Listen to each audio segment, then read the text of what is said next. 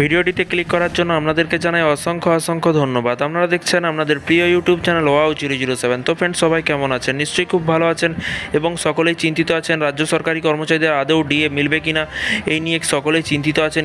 এরই মাঝে কিন্তু শিক্ষাকর্মীদের খুলে গেল কপাল। এবার মিলছে বকেয়া 10% মহার্ঘ ভাতা। তো ফ্রেন্ডস, ইতিমধ্যেই 10% মহার্ঘ ভাতা মিলতে চলেছে। কী বলা হয়েছে চলুন দেখে নিয়ে যাক। রাজ্যের মহার্ঘ ভাতাপ্রাপ্ত স্কুলগুলি জন্য এবার একটি বড় আপডেট সামনে এসেছে। মূলত দীর্ঘ প্রতীক্ষার অবসান ঘটিয়ে সংশ্লিষ্ট স্কুলগুলির জন্য মিলছে সুখবর। এই প্রসঙ্গে প্রাপ্ত অর্থ অনুযায়ী কিন্তু দীর্ঘ 6 মাস ধরে আটকে থাকা ঘোষিত মহার্ঘ ভাতা এবার পেতে চলেছে ওই স্কুলের শিক্ষক শিক্ষিকারা। জানিয়ে রাখি যে আমাদের রাজ্যে মহার্ঘ ভাতা প্রাপ্ত স্কুলের সংখ্যা হলো প্রায় 40টি। উল্লেখ্য যে চলতি বছরের জানুয়ারি মাসে মুখ্যমন্ত্রী মমতা বন্দ্যোপাধ্যায় শিক্ষাকর্মীদের জন্য 4% মহার্ঘ ভাতা ঘোষণা করেছিলেন। তবে সরকারি নিয়ম অনুযায়ী মহার্ঘ ভাতাপ্রাপ্ত স্কুলগুলির ক্ষেত্রে কিন্তু এই শতাংশের হার হলো কিন্তু 10%। এই রকম অবস্থায় ওই স্কুলগুলি এবার বকেয়া 10% মহার্ঘ ভাতা পেতে চলেছে। ওইদিকে কিন্তু কলকাতার মধ্যে মহার্ঘ ভাতা স্কুলগুলির মধ্যে স্কটিশ চার্চ কলেজিয়েট স্কুল এবং এইরকম অবস্থায় সামগ্রিক বিষয়টি পরিপ্রেক্ষিতে স্কটিশ চার্চ কলেজিয়েট স্কুলের কিন্তু অধ্যক্ষ বিভাস সান্যাল জানিয়েছে যে রোপা 2009 অনুযায়ী বেতন পেয়ে থাকা মহার্ঘ ভাতাপ্রাপ্ত স্কুলগুলি এই বকেয়া মহার্ঘ ভাতা পাওয়ার ফলে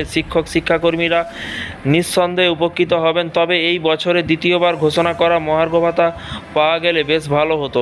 এরকমটা কিন্তু প্রসঙ্গত উল্লেখ্য যে রোপা 2019 অনুযায়ী রাজ্যের সরকারি এবং সরকার সাহায্যপ্রাপ্ত স্কুলের শিক্ষাকর্মীদের বেতন ও মহার্ঘ ভাতা প্রদান করা হয়। অপরদিকে রোপা 2009 অনুযায়ী মহার্ঘ ভাতাপ্রাপ্ত স্কুলগুলির বেতন ও মহার্ঘ ভাতা দেওয়া হয়।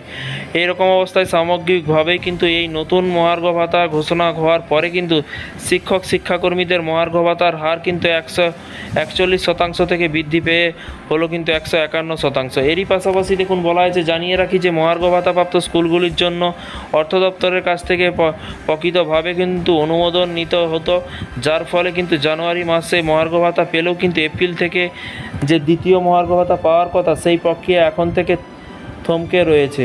এদিকে বিষয়টি পরিপ্রেক্ষিতে বঙ্গীয় শিক্ষক ও শিক্ষাকর্মী সমিতির সাধারণ সম্পাদক স্বপন মণ্ডল জানিয়েছে যে অর্থ দপ্তর থেকে এই অনুমোদন পাওয়ার ক্ষেত্রে একাধিকবার কিন্তু নবান্নে ছুটতে হয়েছে। শিক্ষাকর্মীরা 151% ডিএ 2024 জানুয়ারি থেকেই পাবেন। এখনও এপ্রিল থেকে কিন্তু পাওয়া যে 10% বাকি থেকে গেল। আশা করি শিক্ষা দপ্তর খুব তাড়াতাড়ি সেই বকেয়া পাওয়ার ক্ষেত্রেও কিন্তু ব্যবস্থা গ্রহণ করবে। বিষয়টি বুঝতে পারছেন, আস্তে আস্তে কিন্তু বিভিন্ন রকম দপ্তরে ডিএ বৃদ্ধি করতে চলেছে। বিভিন্ন রকম সিলেক্টেড স্কুলগুলোতে কিন্তু ডিএ বৃদ্ধি করতে চলেছে। একবারে টোটাল সরকারি কর্মচারীদের ডিএ মাননীয় মুখ্যমন্ত্রী এই মুহূর্তে ঘোষণা করতে পারছে না। ভোটে জয়ী হয়েছে, দেখা যাক মাননীয় মুখ্যমন্ত্রী পরবর্তীকালে কোনো রকম আপডেট দেয় কিনা সরকারি কর্মচারীদের ডিএ। এবং লাগাতার আন্দোলন ধর্মঘট তো লেগেই আছে সংগ্রামী যৌথ মঞ্চের। সেই সব আপডেট আপনারা এই চ্যানেল থেকে পাবেন। চ্যানেলটিকে সাবস্ক্রাইব করে পাশে থাকা বেল আইকনটিতে প্রেস করে রাখতে ভুলবেন না। ভালো থাকবেন, সুস্থ থাকবেন এবং নিজের খেয়াল রাখবেন। Thank you.